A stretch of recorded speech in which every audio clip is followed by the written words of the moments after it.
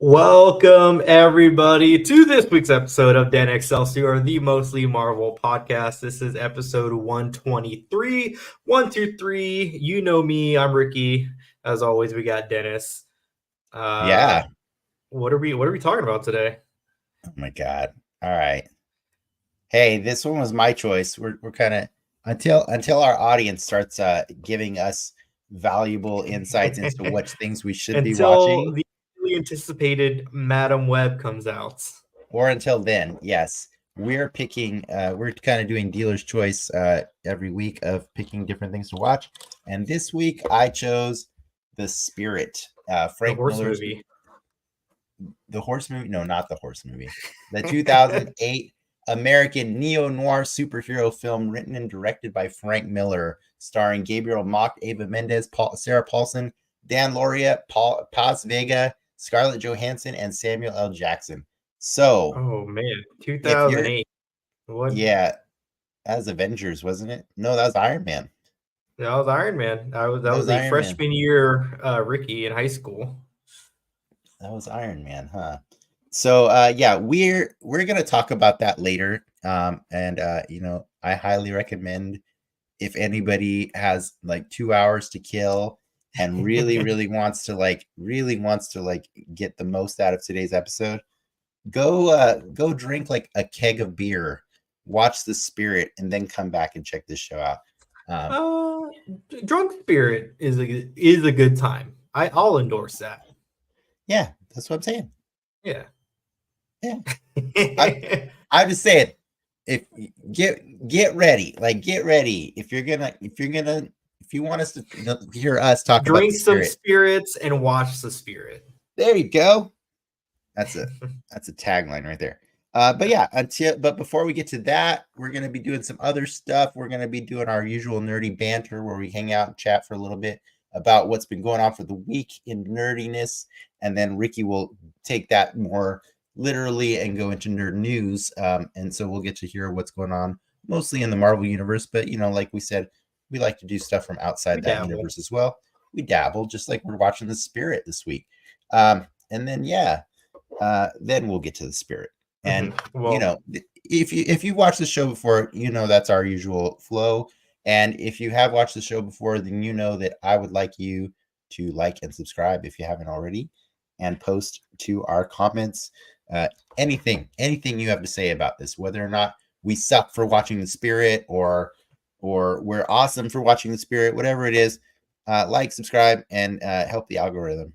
It would be really great. I think Ricky likes that too. yeah. The algorithm's cool. For some reason, I just can't. Did you ever watch Space Jam 2? I did. Yeah. What was Don Cheadle's character? Algae Rhythm, right? Yes. And that'll just forever be stuck with me. Yeah, well, that was the point of him to be a little on the nose. What was stuck with you this week? What have you been doing? Oh man, I found a good show this week. What are you watching? I finished all of Mr. and Mrs. Smith on Amazon Prime. The new one? Oh my God, that show's so badass. If you like Atlanta, watch it, because I've heard it's not like it's in premise only to the movie. Exactly, which is why it's so good. Well, where's the skew? Where's it pivot? Where the pivot? Is it more action? Is it sexier? Is it more scandal? Did you ever watch Squid Game? Yeah. The show, the original, not the game show, but the show, the Korean show. Okay, it's you take Squid Game and Atlanta and mash them together, and that's Mr. and Mrs. Smith. And the reason I say that is because you've watched Atlanta, right? It's a very thought-provoking show, right? It tackles some seriously heavy subjects, but it makes you enjoy the ride with some really brilliant humor and like fun acting and stuff like that. It goes places where TV hasn't gone before. Right. So you take all the people that were in charge of Atlanta, like the whole production team, and you go and you put a magnifying glass on the Angelina Jolie and Brad Pitt, like Mr. and Mrs. Smith movie from like a million years ago that totally broke up a marriage. And it was really just a steamy, sexy spy movie with lots of shooting and fun, sexiness. And I don't remember anything else about that movie, like story-wise at all. And what this show did is it said, well, hold on, let's look at it from like a realistic point of view. Mm-hmm. What would motivate two human beings to do this, right? Because like, were they married before? Are they married because? You know what I mean? And it says, I know the answer, and it answers that question real fast in the first episode. Do you know what the answer is? Is it a spoiler? No, it's not a spoiler. Oh, yeah. What's the answer? Money. Oh. Money in a capitalist society. You'd probably be pretty fucking rich if you were married to a spy and you were a spy. Yes. So that's a healthy dual income household. So basically, like the first episode is you meeting these two new people, these new recruits to the Mr. and Mrs. Smith program, and they do an entry interview, and you get to learn their motivations. And you know what it is? They got empty ass bank accounts, dude. Like they have qualifications, but for whatever circumstances, they don't got income and they're not getting the jobs they want. So they're like, yeah, I'll go kill people for money and I got to marry this person. Sure. Okay. And then from the rest of that ride, it's this really cool look at any relationship, the ups and downs of any relationship, but through the lens of, yeah, but also, by the way, they're married because they get paid to kill people. And it just makes it, it's just that, it's on Prime, right? It's on Prime, the whole season, whole first season. No clue if there's a second season, but did you ever watch the Deadpool thing he did? So there was going to be a Deadpool animated show for FX. Yeah, I've seen a little bit of that. He did a pilot. Yeah. I've seen, I think, the leaked animation of that. I love pretty much anything that Donald Glover is in. So yeah, he came out this week. He reconfirmed the Lando movie, and I'm kind of down. He's like the only person who could play Lando aside from Billy D. Okay, I revoke my previous statement. I don't like anything that Donald Glover's in, but Solo's not bad.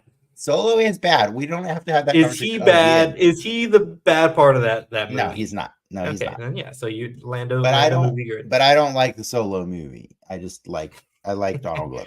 Yes, highly recommend you and the woman of the house watch that together, because it is a hilarious commentary or just look into what makes up a complex relationship. Is it all out? Yeah. Okay. They dropped the whole thing all at once. Yeah. Yeah. Right. That's on the list. That's on the list. And then other than that, I've just been playing a little Baldur's Gate here and there. And, I continuously binging Penn and Teller's Fool Us whenever I get a chance. That's it. Yeah. Nothing else nerdy. That's a fun week, though. Yeah. I just background watch those things when I'm doing other stuff. Yeah. The Fool Us is a rough one for background watching because you kind of have to like stop, watch. Yeah, you got to watch the whole thing. You're locked in for at least like 3 to 5 minutes. Yeah, exactly. So I don't always background watch that one. But anyways, what about you? What are you even nerding out on? What was this week? How do I say this without getting sued? The Superb Owl is this weekend. Okay. Yeah. So we're gonna have a Superb Owl party. And so it's been a lot of just like adult house rearranging and making sure everything's in check and playing with my TV settings to try to get the best view, and then going really stupid in the deep dives and finding out like, all right, if I stream it from here, is it going to be in 4K? If I stream it from here, it will be, but there'll be a slight delay, and min-maxing my Superb Owl stream. Oh no, you said the word. No. You ruined the clip. Don't use that clip.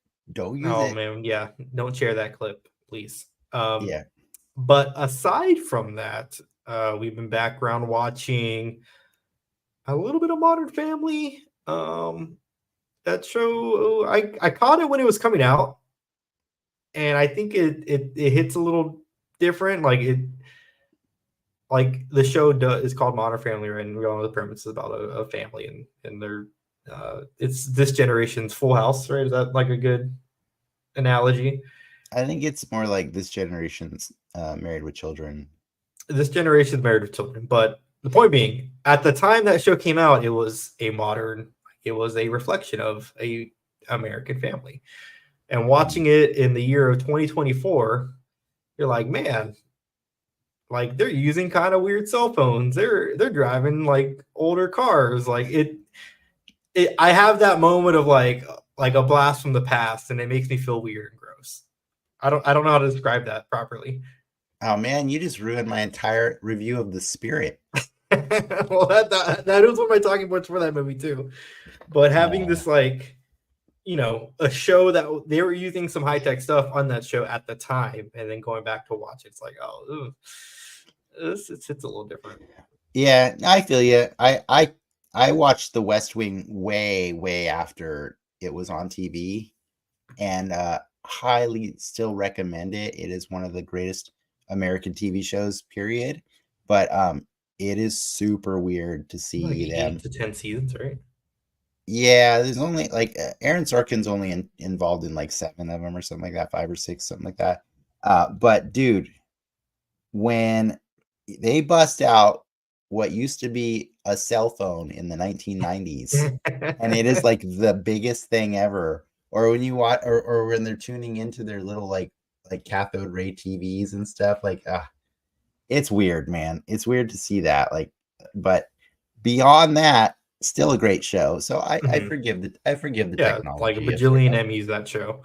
Yeah, exactly. So I mean, Modern Family, which one are you talking about? Which one? Both have a bajillion. Yeah. Emmys. Yeah, both have a bajillion Emmys, and both are highly worth it. I will say this though, at some point, for me, Modern Family just kind of got old. What's the jump to shark for you? I don't know if it was a jump the shark. Oh, maybe the second baby. Yeah. I think Joe's baby. Yeah. Joe got annoying, especially when he got old enough to start talking. And I never finished the show because that was it. But I love everybody in it. I love Ed O'Neill. He's like one of my favorite American TV personalities growing up. He is a black belt jiu-jitsu practitioner. Okay. I don't know if you know that. That's cool. Don't mess with Ed O'Neill. Don't mess with Ed O'Neill. Don't mess with Dutch. That was like his one movie that he tried in the early 90s, as he was gaining fame in Married with Children. Married with Children. I always get that and The Nanny mixed up. Like they were back to back on Nick at Night, and like to me they just blended together. That's so funny. Those were on totally different networks. That's super funny. I mean, that's when I watched it, right? Like I watched Married with Children on TV. Is Nick at Night still a thing? Oh, Nick at Night's always a thing, but believe me, Nick at Night is different depending on the generations. I'm scared to go back to watch Nick at Night. Dude, when I watched Nick at Night, black and white. It was black and white. What? It's that old? No. I'm saying not Nick at Night. It was not black and white. I'm saying Nick at Night was showing me the black and white shows back then. Yeah, I used to watch Nickelodeon to watch like the oldest show, like the Honeymooners and the I Love Lucy before it was in color and stuff like that. You know what I mean? Like that's what Nick at Night was for me. So it's crazy to me when you tell me that you watched Nick at Night and it was Married with Children. It was Married with Children, The Nanny, and Fresh Prince. That makes me feel so incredible. And Full House. Yeah. Fresh Prince and Full House. Oh my God, Ricky. This is like 10 years ago too. So like you're making me feel so old. That's crazy. I was watching That Girl and like the Danny Thomas show and like, oh man, I'm old. It's cool. Whatever. It's fine. Well, I'm okay with it. Let's go. before we go back in the past any further, should we get into some news? Yeah, let's do it. Let's get away from this stuff.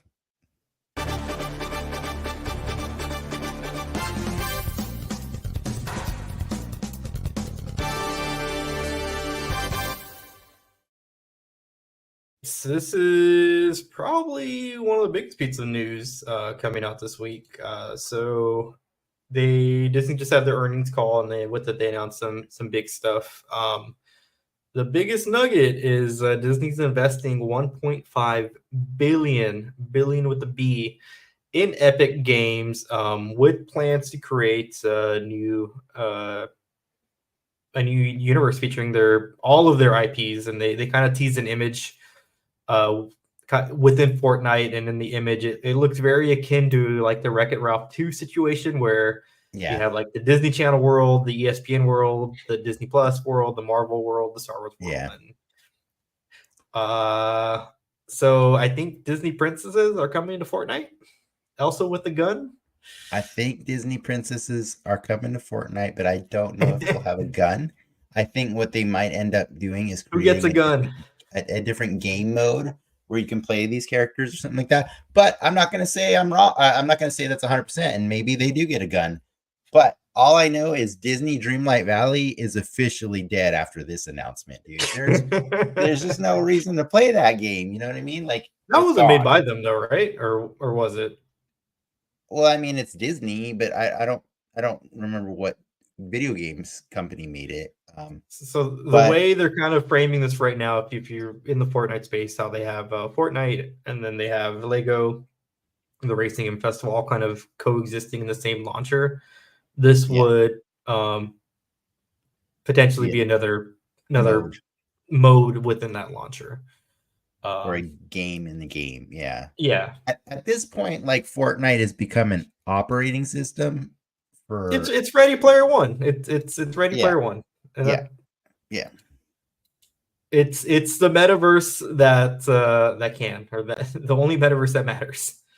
Yeah, and I think it's really just a snowball at this point, right? I talked about that recently, which is like, you know, in the early days, you know, it would get like a John Wick character skin, and you'd be like, whoa, John Wick's in this game. And then like everybody else was like, I don't know, that's kind of weird and stuff. And then next thing you know, like, you start seeing like a handful of Marvel characters or a handful of Batman, you know. I'd be curious to see the financials of it. I mean, obviously 1.5 billion is a pretty big investment in something. Yeah. So they either have a lot of faith in them or vice versa, or you know, it kind of signals it from what people were saying. It's like the Pixar thing way back in the day, how Disney originally threw a lot of money at Pixar, and you know, Pixar was on a hot streak for the first 10, 15 years, right?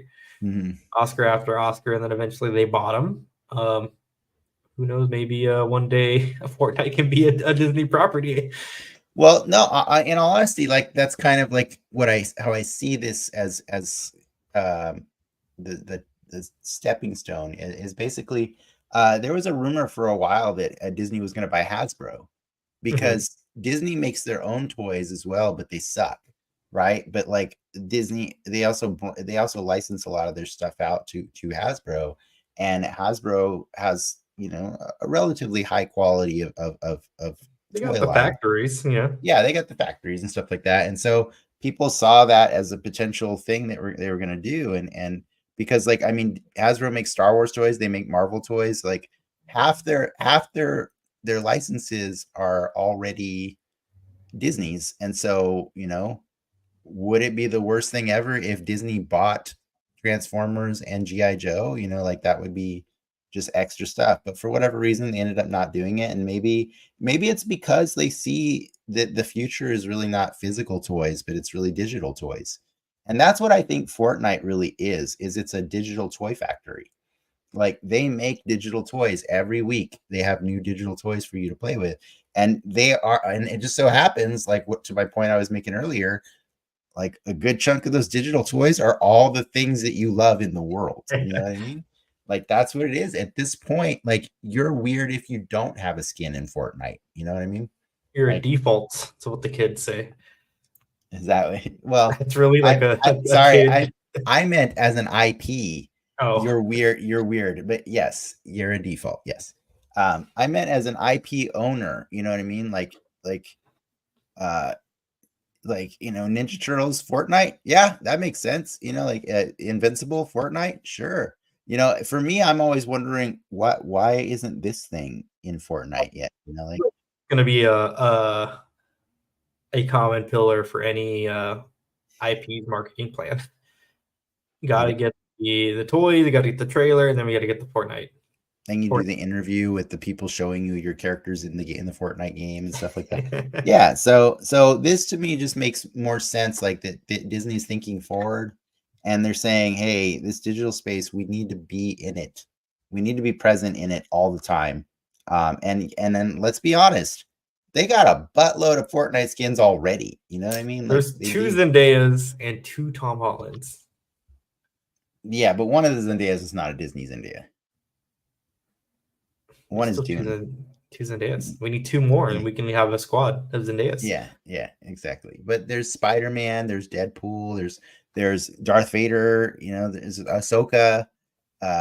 It's just so many guns. So let's get Stitch in there with guns. I want to see it. Yeah, Stitch has guns. Yeah. Stitch is the worst, though. But you know who else has guns? Oh snap! Deadpool. Deadpool creator Rob Liefeld is saying goodbye to Marvel. He has his final Deadpool written comic coming out later this year, and then that is it for him. He is going to retire from drawing and writing for Deadpool. So Deadpool Batter Blood is coming out later this year. You didn't tell me there'd be cause for celebration tonight. Oh my God. Well, I mean, it's just relevant. We're getting if the rumor mill is churning, there will probably be a Deadpool trailer at next some week. Point or on Sunday. Sunday. Yes. Superb Owl, yeah. Yeah, no, I'm pretty excited for that. That's one of the only reasons I would watch the big game. That's really the only reason. And maybe to, I don't know, see Taylor Swift. I mean, what's your beef with him? Is it I think he's I think he's a terrible fucking artist. Like I think he is. I think oh God. He is really a good businessman. He's a great businessman. I think everybody that formed Image Comics has some amazing business sense and courage and just entrepreneurial spirit up the butt. You know what I mean? Like they just have so much of it. Like it was Rob Liefeld, Eric Larson, Jim Lee, Todd McFarlane, Will Spataccio. There's so many that were all like the hottest artists at the time. And then they jump ship right before they were even peaking. And they just made all this stuff that everybody just wanted because these bad boys of comic books were sticking it to DC they made their own super team, right? Yeah. But if you go look at some of those books, man, Wildcats, so cool. Wildcats, right? Cool. Yeah. You go look Spawn, it's super cool looking. And then you go look at freaking Youngblood, and I dare you to find a realistic looking picture of feet. This guy doesn't know how to draw feet, and it kills me. He doesn't know how to draw correct proportions for human beings, human anatomy. It's just all off the charts. There's a billion. You can just search like bad Rob Liefeld art on Google, and you will come up with but it looks cool. Dude, can you please bring up the picture of Captain America while I continue my rant? No, we don't need to see that. Yeah, you don't need to see that because it looks good, right? It looks cool. Dude, no, it looks 90s cool. No. So I think he had really cool ideas. I really do. Like I think he's a creative guy. I think he created a lot of characters that have become very iconic in that X-Men universe. You know what I mean? Just to be clear, he did create Deadpool, Domino, and Cable. Those are all his creations. like visually, like he made them. So that's awesome. Like I really think he's a cool creator. I just think he's a terrible artist, and it's so gross to me that he's called a comic book artist. When he said he's retiring from writing and drawing Marvel comics, like that's a bummer, because like I don't mind if he keeps coming up with ideas. Just let somebody else draw it. You know what I mean?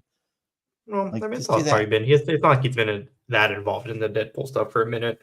I know, but it's everyone gets a swan song, and this is his art is so bad though. It's so bad. Google Rob Liefeld, Hawk, and Dove. Oh my god. I'm just telling the internet to do that. You don't have to do it. It's fine. Continuing with swan songs. This summer at the Hollywood Bowl in LA, there is going to be a tribute to Marvel Studios. So they're going to be running a Marvel Studios Infinity Saga concert experience conducted by Gustavo Dudamel, taking place this summer at the Hollywood Bowl. So getting some love for these MCU scores. What's your favorite MCU score? I like the Avengers theme song, man. It gets me pumped, dude. Like I love it. I think it's I think in order to build a franchise like they did, like, you know, to like, this is like an entire generation's like Star Wars, right? You know what I mean? Like, like you got to have Star Wars level music, and I don't think they're quite on Star Wars level, but that Avengers theme song is really, really high up there. It's good. What about you? I like Sam Wilson's theme. So his theme actually exists in the what's the movie? The Winter Soldier. When he appears, you hear his theme for like a brief, maybe 15-20 seconds. And when the show came out, you know, the show, Anthony Mackie's from Louisiana, and they kind of set the show in Louisiana as part of that. They redo his theme, but it has like this kind of Cajun flavor to it that just, like, for me, it works, and it's super unique. And it's something, you know, I think it's cool that they were able to take one stone or you know, this thing and take it and turn it into something else, but still keeping true to it.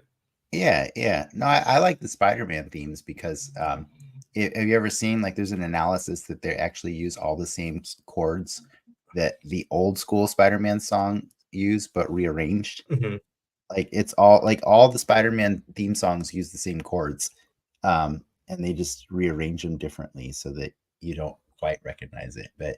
But yeah, I think that's the coolest thing about like the Tom Holland ones is that they actually just use the old school song. Yeah, they just use. I mean, that's what you want. Right? Yeah. It's cool. So yeah, there's a lot of really amazing music, especially, I mean, we're not even talking about Guardians of the Galaxy, which is just like, let's get out of my face. That soundtrack's nuts, but the score's also. You like their theme? Too.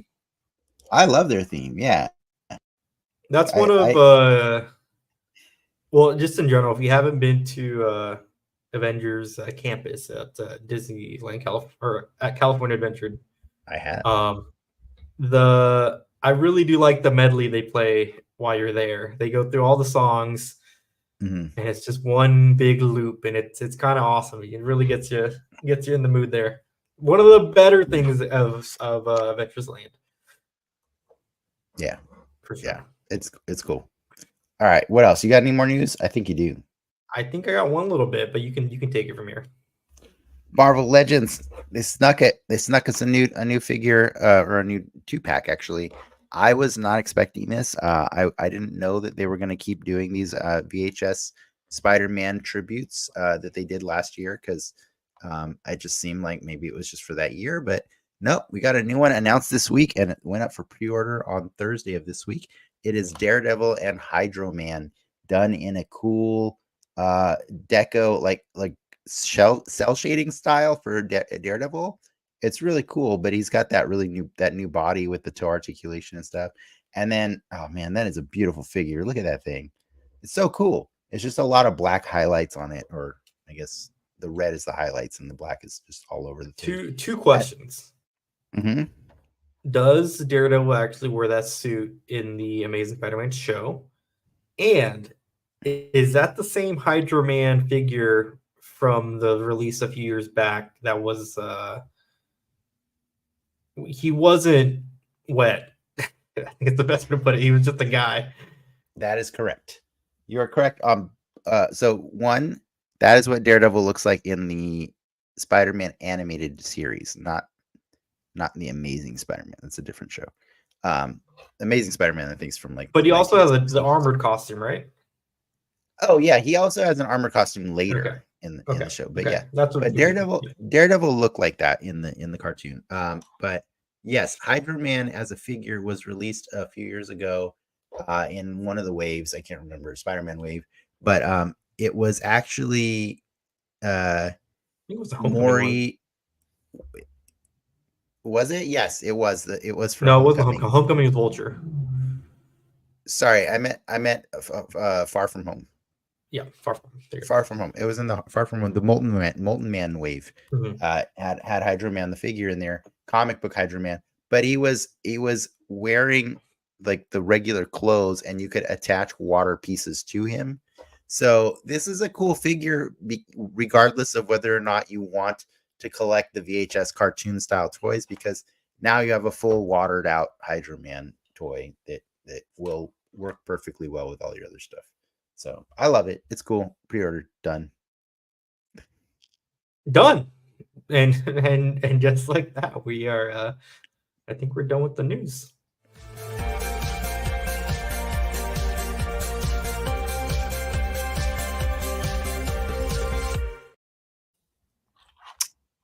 Well, we got here, ladies and gentlemen.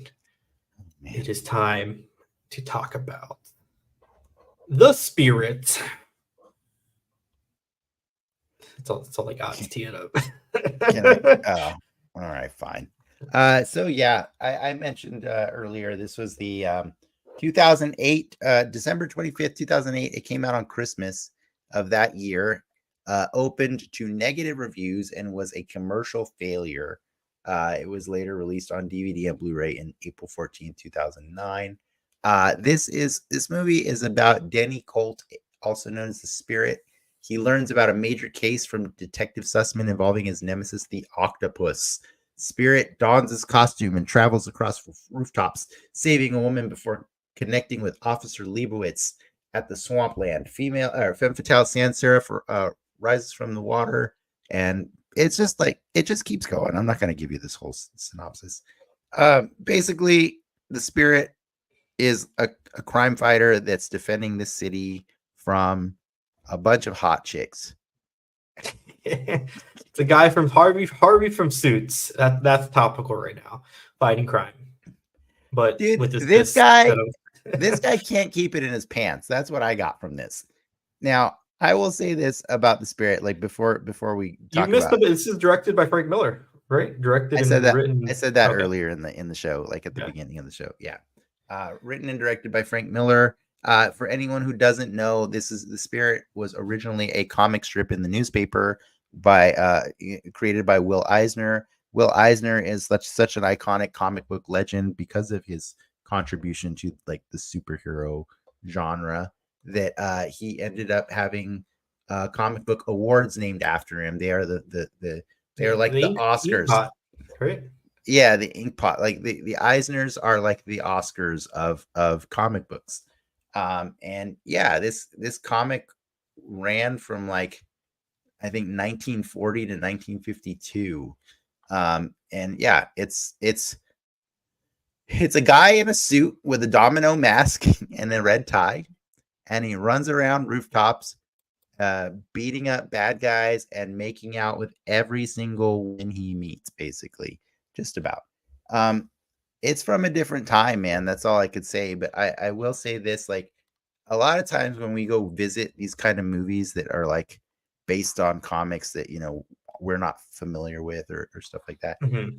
I have a measure of how good the movie is if it makes me want to go visit the source material.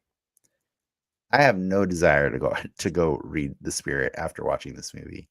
I don't even want to know. Like, it's probably better than the movie, but it's not in any way anything that I'm interested in. Well, I want to bring this question up to you. Okay. Are what would it be? Golden Age, so like Superman, Batman comics?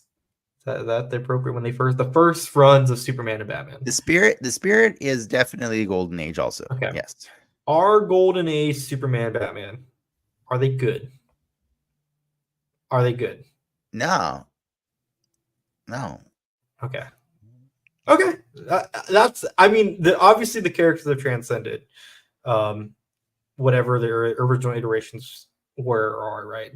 But I've always wondered, like, at the time, were they just cool characters, or were they actually good, stories? Well, that's not what you said. You didn't ask me that. Well, you asked me, are they good? Like, they can be not good, but still have a good value to offer. You know what I mean? Like, they had morals for those times that were helping people.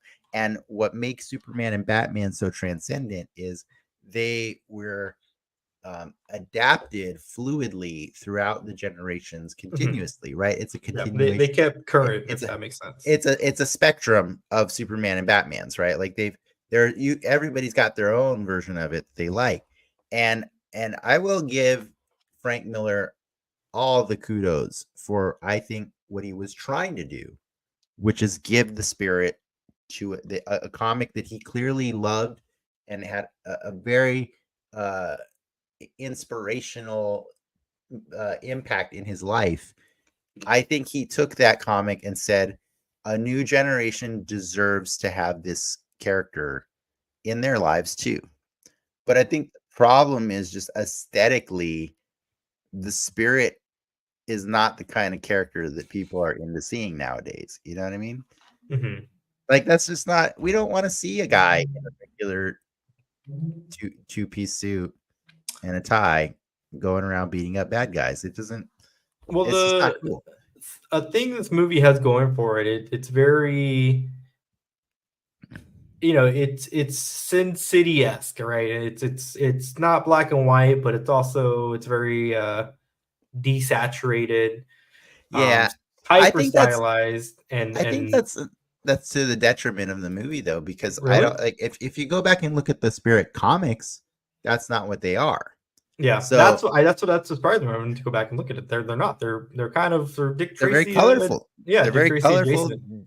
Dick Tracy adjacent. Yeah, exactly. So again, I think Frank Miller was trying very hard to adapt something for a new generation, but what makes me sad is that it didn't maintain that visual vibrancy. You know what I mean? So, like, that. Remember when we watched Dick Tracy last year? That movie is way better than I thought it was going to be. Well, would this movie be better if it was in color, for lack of a better phrase? Like, I think you should answer that question yourself. I think it would be. Like, I think it would. Honestly, I don't hate this movie. So this movie has, I don't want to say a soft spot in my heart, but it came out in 2008. At that time, I lived very close to a movie theater, and I would very routinely go to the movies by myself to watch anything and everything. What's good, what's bad. And this is one of those movies where I remember walking over on a weekend to go watch, and I was at that time 12, 13-year-old boy. Like, this is a cool movie for a 12 or 13-year-old boy. And did I remember any of it? No. But when I was watching it, you start getting those flashbacks, I think the memory of me just going to the movie theater is something I always loved and enjoyed. And by the simple fact that it takes me back to that time, it's a check mark in the win column, for the Spirit, at least. Okay. I mean, so you have a nostalgic memory of the original, of watching this movie the first time. It's well documented that you also have a chronically bad taste in movies. So yeah, I mean, like, where would you put this movie, like, compared to the best superhero movies you've seen? They don't have to be Marvel, by the way. Sorry. I think it's better than than a handful of MCU films. You think this movie's better than a handful of MCU films? Yes. Really? I think it is, yeah. For what it's worth, they fully commit to the bit with the style and the acting. You know, it's over the top, it's zany. He's a womanizer, and they don't shy away from it at all. They don't give him like any redeeming qualities in that department. Like they go all the way with everything that they're trying to do. Again, I don't think it's a sum of all parts situation. It definitely falls flat. But I can't knock them for going there. I think you hit the nail on the head in one thing you said there. They don't give him any redeeming qualities. And I think that's why I have a problem with the idea that this is better than some MCU movies. I would say every MCU movie has given its hero at least some redeeming qualities, even the worst ones. Like that's the problem I have with the Spirit is I'm like, am I supposed to like this guy? Like, I don't understand. Like, yeah. Well, to circle it back, like if he was a character from the 30s, like the comic, right? It was 30s, 40s, or 40s, later. 40s. Men in the 40s were kind of shitty. Like, let's be real. Men in position of powers in the 40s, statistically, white men. People. White men in power in the 40s, probably not that great. Sorry to all you grandpas out there. But this movie is like not set in the 40s. It's like it's really weird. They got like laptops and internet. It starts with a cell phone. This movie, yeah, it's like what the I do not remember any of that watching it the first time. Like it's super weird. But now it's like going back watching it now. It's like cell phones from 2008. So it's like very dated in that sense. Like I don't know why they modernized it in that regard. But the police like sirens are still like old school. Yeah, all the cars are old. Like they dress old, but like the henchman, he has like New Balances on and shit. Like it's super like disjointed. They use old gangster terminology. Like I can't even remember the words they use in this movie, but like the way they talk is just not real, and it's just it's so pulp comics. And I appreciate that was where he was trying to go with it. I just think that Frank Miller was really trying to recapture the magic of Sin City, but applying that to the facelifting the Spirit comics and making it fit, his. Did he direct Sin City? He is one of the two directors. The reason it's Robert Rodriguez, right? Yeah, Sin City could not be nominated for an Oscar back then because at the time Oscars did not allow for more than one director to be on the credits. And I've never seen Sin City. You've never seen the original Sin City? It was the R movie, right? Oh my goodness! What is that? 2005? 2000. Wow, dude. Like, you need to watch Sin City because that movie's good. I've tried. I've tried. I've gotten up to a little bit, like maybe 10-15 minutes in the tar pits, right? Is where it opens. Yeah, I mean it's still stylized. It's still a little dated. You know what I mean? Like, but it actually there's very interesting characters and very strong performances by some actors that really understood the characters and what they were trying to do with it. Like Mickey Rourke as Marv is just amazing. And like Benicio del Toro is just really good in that movie. Powers Booth. There's some amazing performances in that movie. It's still going very pulp noir, but like the way they do it, it just feels appropriate. For the second one good. No. The second one's okay. It's okay. It's just not nearly like it's like you got to understand when the Sin City books came out, like they were like, whoa, and then everybody's like, yo, are you gonna make a sequel to that? And then they did, and it's like, oh, okay, cool. Is the book recent? Like when was the book written? 90s, I want to say. Okay. Late 80s, early 90s. Sin City was the book Frank Miller did after he got super famous for doing The Dark Knight Returns. Okay. Yeah, and so he just kind of he's got over the years he just kind of adapted it like he developed his style, his visual style even more and more. And then Sin City is basically the culmination of all of his all the things that he always wanted to do with all these other characters, but like he couldn't just put them in black and white the way he wanted to, you know what I mean? Because Warner or DC wants him to make them look this way and this, so like Sin City's like the story that lived in Frank Miller's head, you know what I mean? Like, so is 300, but 300 is based on an actual story. Is 300 before or after Sin City? I think 300 might have been before. You mean the movie or the comic? The movie. The movie. I don't remember seeing the movie in did I see it in theaters? It gets a little blurry for me. I can't remember which comic came first, but I believe 300 the movie came out before Sin City. Year after 300's 06. 300 came out the year after Sin City. Mm-hmm. Oh wow, that's pretty cool. That's a good 2 years for Frank Miller for sure. But in any case, I really love Frank Miller. I think he's an amazing creator. But I think if you go and watch the credits of The Spirit, you'll see something really cool, which is like it's a giant just reel of his storyboards that all the scenes from the movie that were drawn by him, right? And they're drawn in Frank Miller's style of The Spirit. And they're amazing, right? But then you get to the credit section and you're seeing obviously written and directed by Frank Miller. And then you get further down and it's like storyboards by Frank Miller.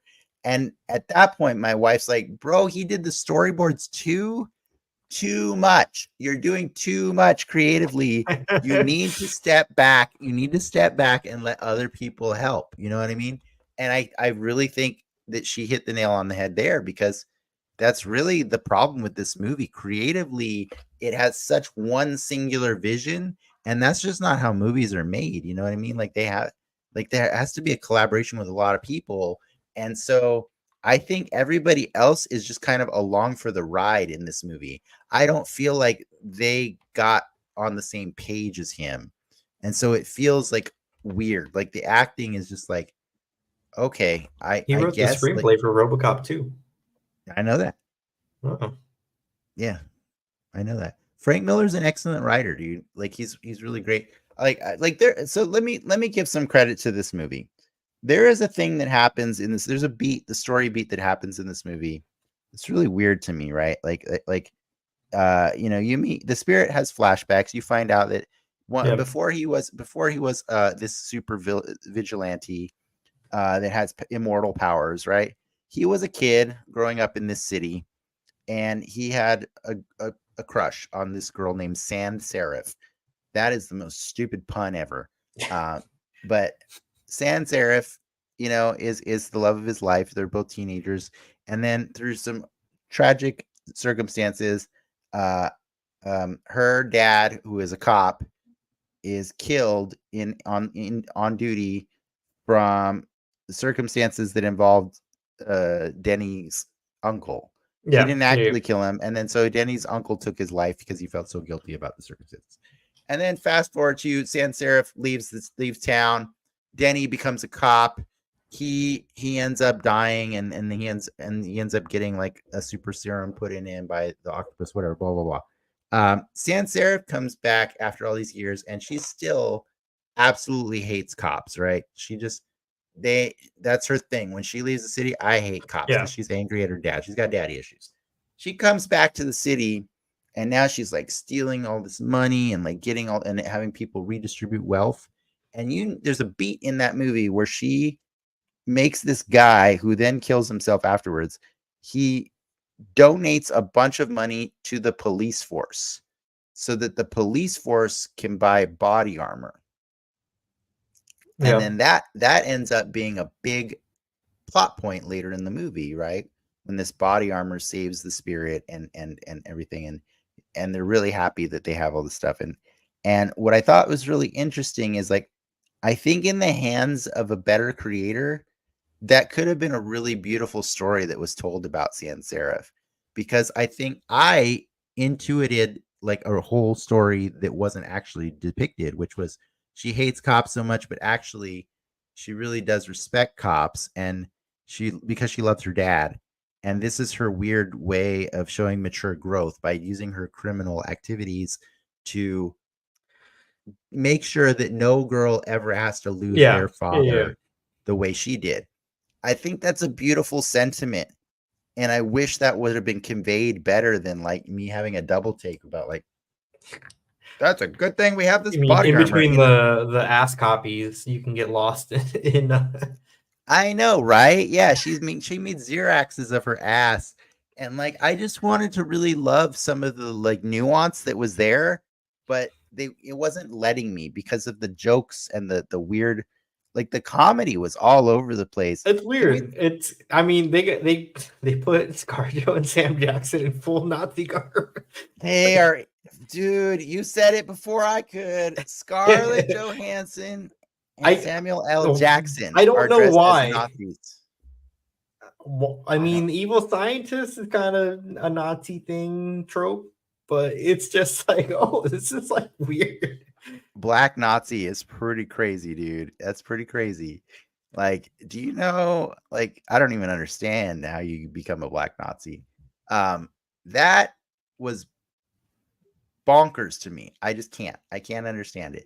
But, you know, like, there was a lot of choices with Sam Jackson's character that were really confusing to me. But like, you can't deny that man was having fun. I think he was entertaining himself. He fully committed to the bit. The egg puns, I'd never understood the joke. I never got it. Like why? Egg on his face.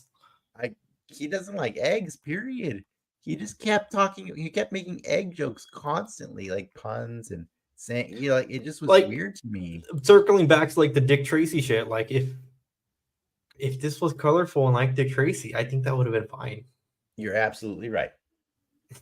You are absolutely right. I think tonally, like what was like my eyes were seeing was not matching what my ears were hearing.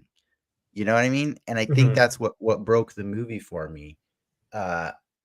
It was just really weird because, yeah, the like logos, pathos, and ethos,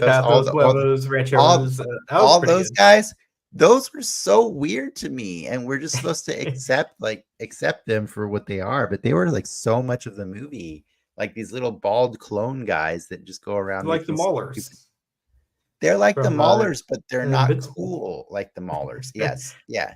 Before we wrap up, we are getting close to time, right? I do want to ask, like, I think this will be the hot take of the show. Is Frank Miller, according to Dennis, a better writer or artist? You had to pick. If you had to erase part of his history, erase his writing or his drawing, what would you erase? That's weird because I think the reason Frank Miller is so great is because he's allowed to do the two together. But I will say this, he has done more great art than he has great writing, because he has done stuff where he didn't get to be the writer. You know what I mean? And I can't say that he's done a lot of stuff that's the reverse, right? So he's done more art than he has writing. And so I think when you let him write and draw a story, it's always worth looking at. It's not it's not always worth remembering the story. It's like worth a gander. The Dark Knight Strikes Back is a rough one. That's a rough one, you know. So he's not. I wouldn't say he bats 1,000 as far as his writing goes, but he always gives you a visual treat. And I will say this, that like all of these weird characters like Silk and Floss, like Plaster of Paris, like they were quite iconic. All right, they were. I will give them that. Every single character in this movie is iconic as F, and I just don't think that they got to do anything meaningful with them. Like Silk and Floss was being a sidekick because she needed to pay off her PhD. Is that what was going on here? She had student loans, bro. Like that. It's a very modern problem. I mean, go back to your Mr. and Mrs. Smith like that. I guess I'll wear she's basically like deciding to put on a Nazi costume for the money. Okay, sure, I guess so. I'm not going to say it, but I think there's a number. I think there's a number you would put on a Nazi costume for I don't know what we're not going to sit here and guess the amount of money, but there is a number. Oh man, we got to end this show quick. I will say Scarlett Johansson probably never looked better. She was quite awesome looking in this movie. Like I wanted so much more from her. I didn't like the lines that came out of her mouth so much. Like they were kind of dumb a lot, but I really liked the costuming on Scarlett Johansson. This is kind of pre her Renaissance, right? Like, I mean, it was right when she was just getting it started. I think like it's been. I would say it was right at the beginning. Yeah, she's great. She's always a joy to watch. But I hated these characters so much. Like I really did. It's a weird one. It ends with basically the who am I? I'm the spirit, and this is my city, and blah blah blah. And I'm like, okay, thanks, bro. I'll never watch this movie again. That's my review of The Spirit. What about you? If it's on at like Applebee's, like on a usually they play like FX in Applebee's, I might watch it. I might order another drink to finish watching the movie. I will watch it only if it's the scene where Eva Mendes is going out of her way to Xerox her own ass, because that's such a weird scene. It's so weird. But that's about it. That's the only thing that I will ever take away from that movie.